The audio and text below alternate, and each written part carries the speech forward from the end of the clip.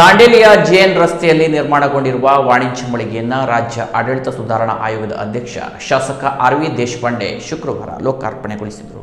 ವಾಣಿಜ್ಯ ಮಳಿಗೆಯನ್ನು ಉದ್ಘಾಟಿಸಿ ಮಾತನಾಡಿದ ಆರ್.ವಿ.ಡಿ. ಅವರು, ನನ್ನ ರಾಜಕೀಯ ಜೀವನದಲ್ಲಿ ದಾಂಡೇಲಿಯನ್ನು ಬಹಳ ವರ್ಷಗಳಿಂದ ನೋಡುತ್ತಿದ್ದೇನೆ. ನಾನು ನನ್ನ ತಂದೆಯ ಜೊತೆಗೆ ಇಲ್ಲಿಗೆ ಬರುತ್ತಿದ್ದವನು. ಇಲ್ಲಿಯ ಉದ್ಯಮಿಗಳು ಹಾಗೂ ಇಲ್ಲಿಯ ಎಲ್ಲಾ ಪರಿಸರದ ಅರಿವಿದೆ. ಕಚ್ಚಾ ವಸ್ತುಗಳ ಕೊರತೆ ಹಾಗೂ ಕೆಲವು ನೀತಿಗಳಿಂದಾಗಿ ಇಲ್ಲಿಯ ಬೃಹತ್ ಉದ್ಯಮಗಳು ಸ್ಥಗಿತಗೊಂಡಾಗ ದಾಂಡೇಲಿ ಸ್ವಲ್ಪ ಸೊರಗಿದ್ದು ನಿಜ.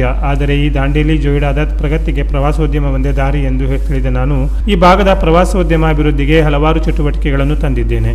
ವಾಣಿಜ್ಯ ಸಂಕೀರ್ಣ ಬೇಕೆಂಬ ಬೇಡಿಕೆ ಸ್ಥಳೀಯರದ್ದಾಗಿತ್ತು. ಹಾಗಾಗಿ 4.25 ಕೋಟಿ ರೂಪಾಯಿ ವೆಚ್ಚದಲ್ಲಿ ಈ ವಾಣಿಜ್ಯ ಸಂಕೀರ್ಣವನ್ನು ನಿರ್ಮಿಸಲಾಗಿದೆ. ಇದರ ಸದುಪಯೋಗವಾಗಬೇಕು. ಈ ಭಾಗದ ವಾಣಿಜ್ಯದ ಅಭಿವೃದ್ಧಿಗೆ ಈ ವಾಣಿಜ್ಯ ಸಂಕೀರ್ಣ ಸಹಕಾರಿಯಾಗಬೇಕು.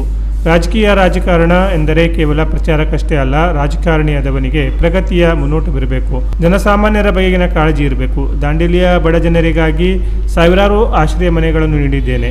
G+2 ಆಶ್ರಯ ಮನೆಗಳು ನಿರ್ಮಾಣ ಹಂತದಲ್ಲಿದ್ದು ಈಗಾಗಲೇ ನೂರಾರು ಮನೆಗಳ ವಿತರಣೆಯಾಗಿದೆ. ಮತ್ತೆ ಒಂದಿಷ್ಟು ಮನೆಗಳ ವಿತರಣೆ ಹಂತದಲ್ಲಿವೆ.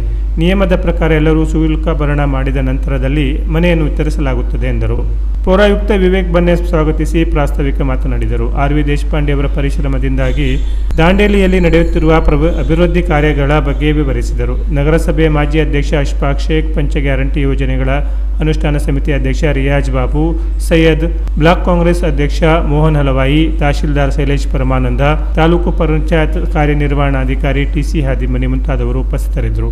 ನಗರಸಭೆ ವ್ಯವಸ್ಥಾಪಕ ಶಿಂದೆ ವಂದಿಸಿದರು. ನಗರಸಭೆ ಅನುದಾನದಲ್ಲಿ 5 ವಿಶೇಷ ಚೇತನರಿಗೆ ಕೊಡಮಾಡಿದ ತ್ರಿಚಕ್ರ ವಾಹನವನ್ನು ಶಾಸಕ ಆರ್.ವಿ. ದೇಶಪಾಂಡೆಯವರು ವಿತರಿಸಿದರು. ತ್ರಿಚಕ್ರ ವಾಹನದ ಮೇಲೆ ಕುಳಿತು ಅವರ ಜೊತೆ ಕುಶಲೋಪರಿ ಮಾತನಾಡಿ ವಾಹನದ ಕೀ ಹಸ್ತಾಂತರಿಸಿದ ಶಾಸಕರು ವಾಹನದ ಸದುಪಯೋಗ ಪಡಿಸಿಕೊಳ್ಳುವಂತೆ ತಿಳಿಸಿದರು. Canara plus news, Dandeli.